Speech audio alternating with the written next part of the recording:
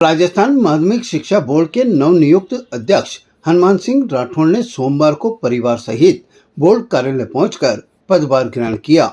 इस अवसर पर बोर्ड अधिकारियों और कर्मचारियों ने ढोल नगाड़ों, साफा और मालाओं के साथ उनका स्वागत किया। पदभार ग्रहण करने के बाद राठौड़ ने कहा कि बोर्ड की वर्तमान व्यवस्था में बड़े बदलाव की कोई योजना नहीं है।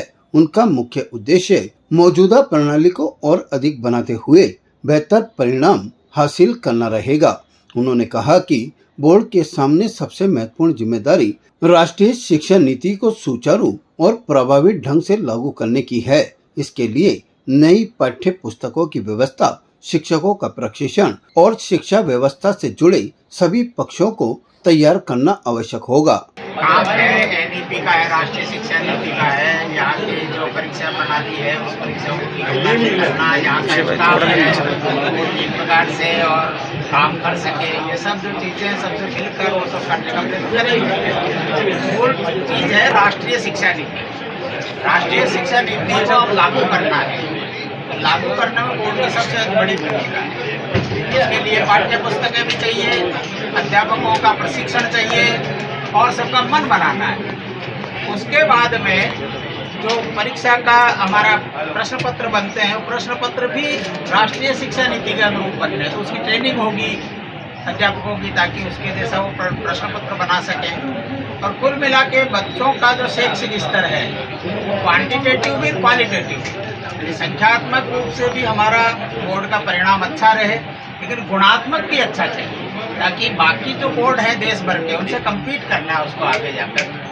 तो दोनों दृष्टि से बोर्ड काम करता ही है और अच्छे प्रकार से कर पाएगा, इसका प्रयत्न करेंगे। राठौड़ ने बताया कि भविष्य में बोर्ड परीक्षाओं के प्रश्न पत्र भी राष्ट्रीय शिक्षा नीति के अनुरूप तैयार किए जाएंगे। इसके लिए शिक्षकों और संबंधित कर्मचारियों को विशेष प्रशिक्षण दिया जाएगा।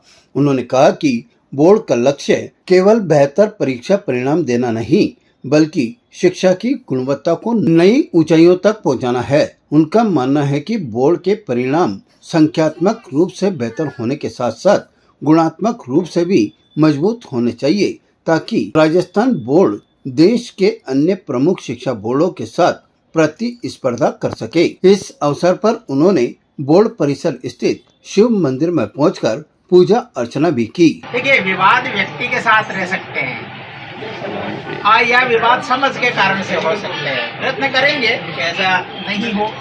इस प्रकार के अच्छे प्रकार से कैसे काम करते हैं, बहुत अनुभवी यहाँ का स्टाफ है, क्योंकि यहाँ के स्टाफ की कहीं पर भी स्थानांतरण ट्रांसफर नहीं होती। इस बोर्ड की प्रत्येक प्रणाली के वो जानकार होने के, अगर उनके साथ टीम वर्क से चले तो इस प्रकार का कोई भी विवाद यहाँ पर हो नहीं सके।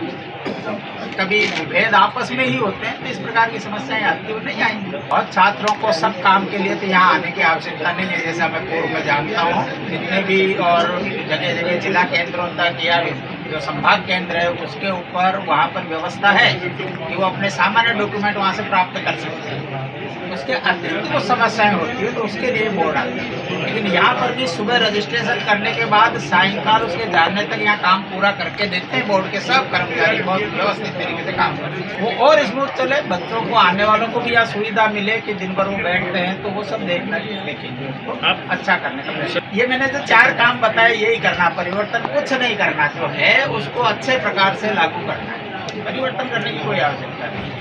सब अच्छे काम चल रहे हैं, उनको और अच्छा कैसे करना है। ताज़ा खबरों के लिए देखते रहें सरेराह न्यूज। अपना फ़ोन उठाएं और सब्सक्राइब करना ना भूलें।